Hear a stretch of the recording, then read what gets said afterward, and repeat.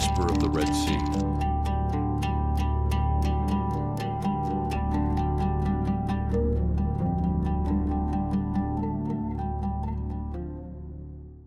In 320 CE, the kingdom of Aksum thrived in Ethiopia's highlands, its port city of Adulis pulsing with life on the Red Sea coast.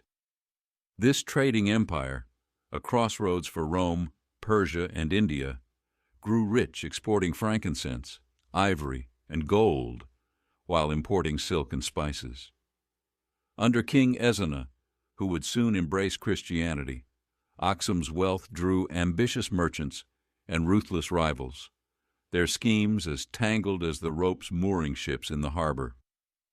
Here, a young trader named Kaleb, barely 20, stood in Adulis's dusty market, clutching a clay tablet etched with a deal that could change his life.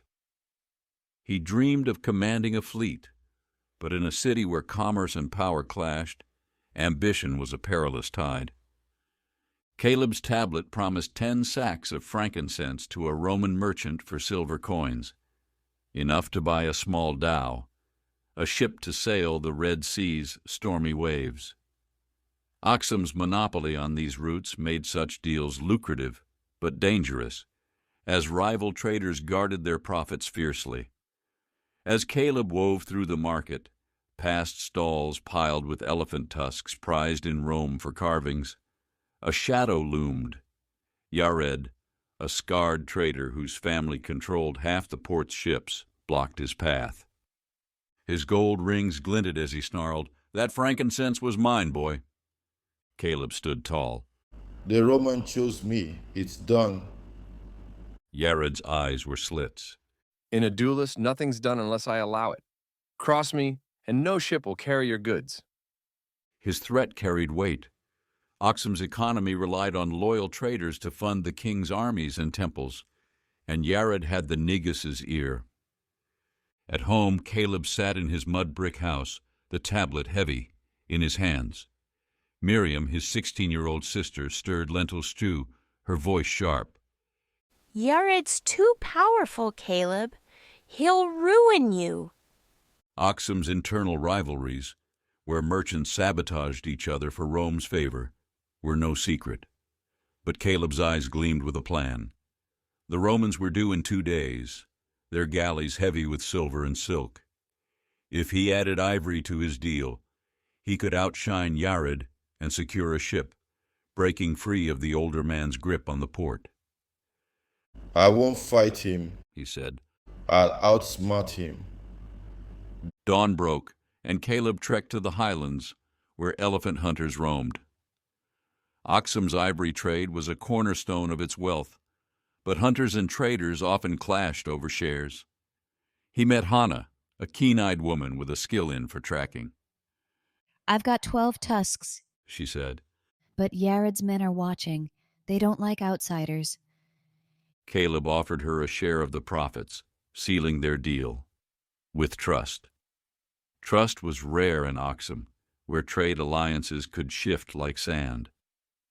Back in Adulis, trouble struck. Kaleb found his frankincense sacks slashed, resin spilling like tears. Yared's sabotage was clear, a common tactic in a city where reputation was everything. Kaleb's anger flared, but he recalled his father's words. A trader's wits are his true cargo. He paid a boy to whisper that Yared's ships were leaking, unfit for the Red Sea storms. By evening, merchants gossiped, and Yared's buyers wavered. The Roman galley arrived at dawn, its sails bright against the sea. Kaleb stood ready with his ivory and salvaged frankincense. The Roman, Lucius, a wiry man with a sharp gaze, inspected the goods. "Fine quality," he said. "but Yared offers more ivory. Why you?" Kaleb's heart pounded. Aksum's traders lived or died by Roman contracts, and trust was their currency. My goods will arrive on time, he said. Yared's ships are rotting, haven't you heard? I'll have a new dhow built for speed. It was a bluff. He owned no ship yet, but Lucius didn't know. Lucius smirked. Bold, fail, and you're done. That night, Hannah met Kaleb in the shadows. Yared's planning an ambush on your caravan. She whispered. Aksum's roads were perilous, with rivals and pirates lurking. Kaleb's stomach twisted, but an idea sparked. He knew an old mountain path, steep and treacherous, rarely used.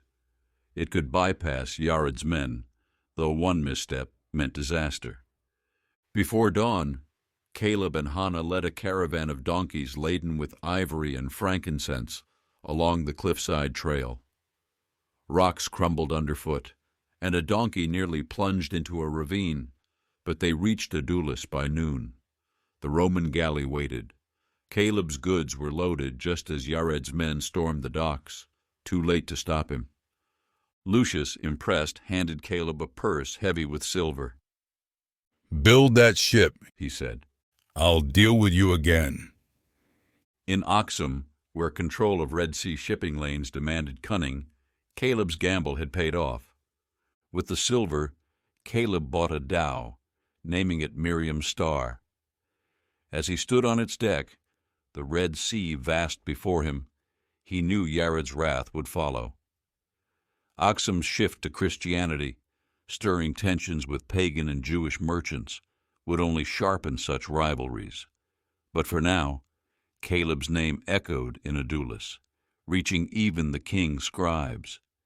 He'd outwitted a giant, carving his place in a city where trade shaped empires.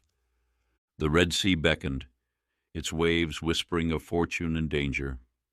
For Kaleb, the story was just beginning, in an Aksum where ambition could raise a name or drown it.